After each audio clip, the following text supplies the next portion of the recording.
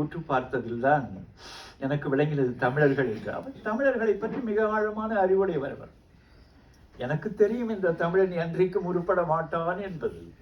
தனக்கும் உதவான், தமிழுக்கும் உதவான், தன்னின நன்மைக்கும் நாட்டுக்கும் உதவான், திருப்பம் இல்லாமல் சென்ற திசையிலே தேடியும் ஓடியும் தேம்பியும் திரிவான், இருப்பினும் ஒரு கை பார்த்திடலாம். எனக்கு தெரியும் இந்த தமிழன் எம்மியும் உருப்பட மாட்டான் என்பது. மெனுக்கு தெரிந்துள்ளான், மெழுக்காய் தெரிவான், மெப்புக்கு உழைப்பான், உப்புக்கு மலைவான், காயினும் காய்வான், நனையினும் நனைவான், கடுமையாய் உதைப்பார்க்கு அடிமையாய் கிடப்பான், ஆயினும் ஒரு கை பார்த்திடலாம், அவன் அடிமை குழியை தூர்த்திடலாம், இவன் இழிவினில் ஒரு துளி தீர்த்திடலாம். அவர் பட்ட பாட்டில் இவர்களை நம் தமிழ் இனத்தை நன்றாக உணர்ந்துதான் அவர் பல பதிவுகளை செய்துவிட்டு போனார். இதுல அவர் இன்றைக்கு 45-46 ஆண்டுகளுக்கு முந்தி இதை போலவே இருக்கிற ஒரு கருத்தரங்கத்துக்கு தமிழ், சமஸ்கிருதம் மற்றும் பிற இந்திய மொழிகளின் ஆராய்ச்சி நிறுவனத்தில் என்னுடைய 7 சொற்பொழிவுகள் நடக்கிற அந்த காலத்தில் அவர் நிலைத்த தலைவராக இருந்தார். இப்பொழுதும் ஓரிரு அத்தகைய வடிவங்கள் சமஸ்கிருதத்துக்கு ஆக்கமான வடிவங்கள் வந்திருக்கக்கூடும். அந்த காலத்தில் சமஸ்கிருத கல்லூரியிலிருந்து பேராசிரியர் எல்லாம் வந்தார்கள், குறும்பு எல்லாம் பண்ணார்கள். ஆனா அவர் என்ன செய்ய தலைவர் என்கிற முறையில் அவருடைய நடவடிக்கையை 45 ஆண்டுகளுக்கு முந்தி அவர் பேசுகிறார். 50 ஆண்டுகளுக்கு முந்தி, 42 ஆண்டுகளுக்கு முந்தி.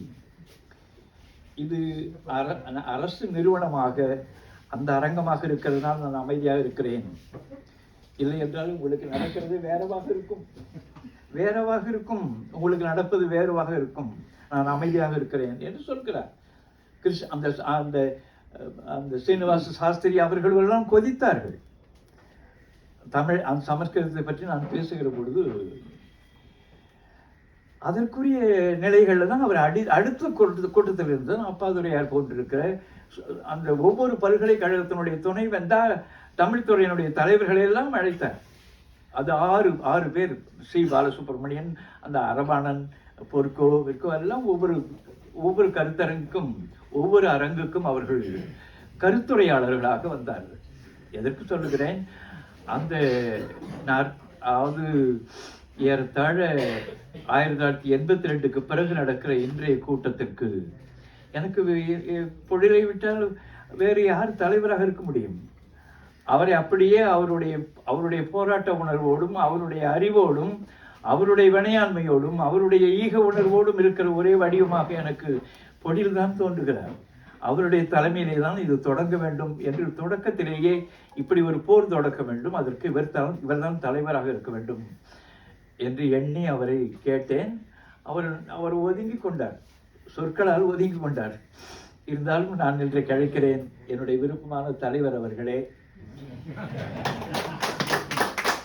மிகச்சிறந்த ஆற்றலுடைய, இந்த மண்ணை பற்றி ஆழ்ந்த அக்கறை உடைய, அறிவாற்றலுடைய பெரும்புலவர் செந்தலை கௌதமனார் அவர்களே, வரவேற்புரை ஆற்றிய மாமா தாமரைக்கு அவர்களே, அறிஞர் பெருமக்களே, இங்கு உள்ளே வந்திருக்கிற கூட்டம் என்கிறது பொதுவாக அவையினர் என்று சொல்ல முடியாது.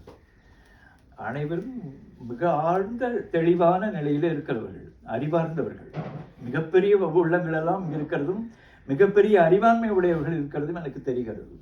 அப்படிதான் பிள்ளைகளில் வந்திருக்கிற பலரும் அறிவு தேடலோடு வந்திருக்கிற முகங்கள்.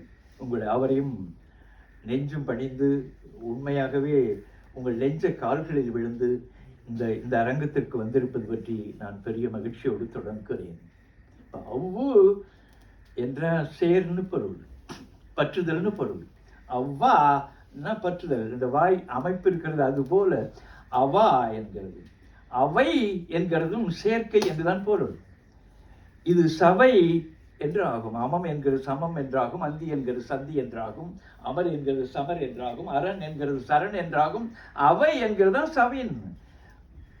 சபை நடுவே என்று ஔவையார் பாட்டில் இருக்கிறது. சபை நடுவே என்கிறது ஏதோ ஒரு சபையை திருச்சி போட்டது போல் நினைக்க வேண்டாம். அவைக்கு அடுத்தபடி சபை, அது பிறகு சபைன்னு ஆனது பிராகிருதத்தில். அந்த சபா அவன் சொன்னான்.